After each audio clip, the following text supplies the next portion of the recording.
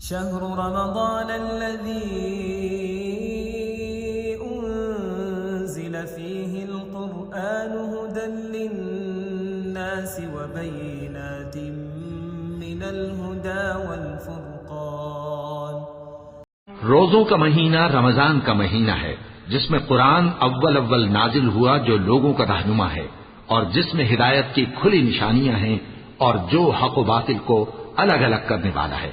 فمن شهد منكم الشهر فليصم. تو جو کوئی تم میں سے اس مہینے میں موجود ہو چاہیے کہ پورے مہینے کے روزے رکھے. ومن كان مريضا أو على سفر فعدة من أيام أخر.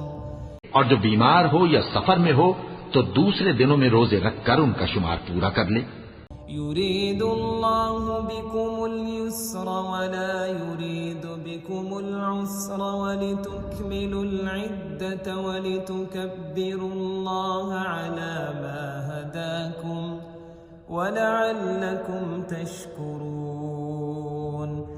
اللہ تمہارے حق میں آسانی چاہتا ہے اور سختی نہیں چاہتا، اور یہ آسانی کا حکم اس لیے دیا گیا ہے کہ تم روزوں کا شمار پورا کر لو، اور اس احسان کے بدلے کہ اللہ نے تم کو ہدایت بخشی ہے تم اس کو بزرگی سے یاد کرو اور اس کا شکر کرو.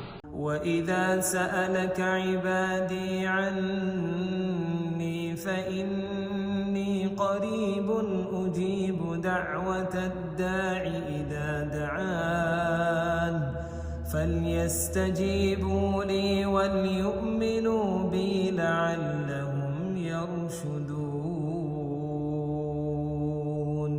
اور اے پیغمبر جب تم سے میرے بندے میرے بارے میں دریافت کریں تو انہیں معلوم ہو کہ میں تو تمہارے پاس ہی ہوں.